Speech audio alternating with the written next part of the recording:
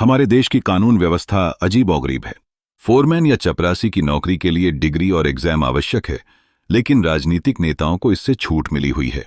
यह दिखाता है कि हमारी राजनीति कैसे बनती है, जहां केवल प्रसिद्ध चेहरों को प्राथमिकता दी जाती है। जैसे कि बॉलीवुड के सितारे जो केवल जनता का ध्यान आकर्षित करते हैं, लेकिन उनके पास जनहित की कोई समझ नहीं होती।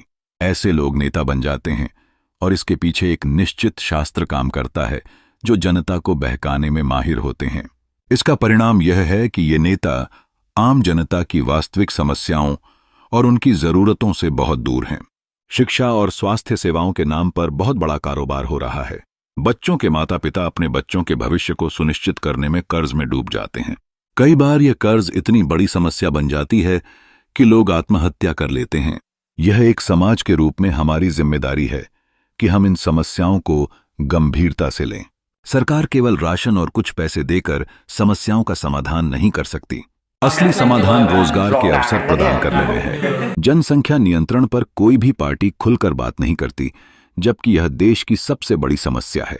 जनसंख्या नियंत्रण के लिए ठोस कानून होना चाहिए ताकि भविष्य की पीढ़ी को एक बेहतर जीवन मिल सके।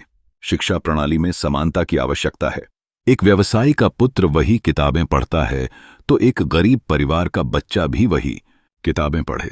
दोनों के लिए समान सुविधाएं होनी चाहिए ताकि किसी एक का ही वर्चस्व न हो। हालांकि यह सब सिर्फ बातें हैं, शायद ही कोई इसे वास्तविकता में बदलने की कोशिश करेगा। मेरे देश के लिए मेरा यह सपना अधूरा ही रहेगा। अगर किसी को मेरी बातें बुरी लगी हों तो मैं माफी चाहता हूं।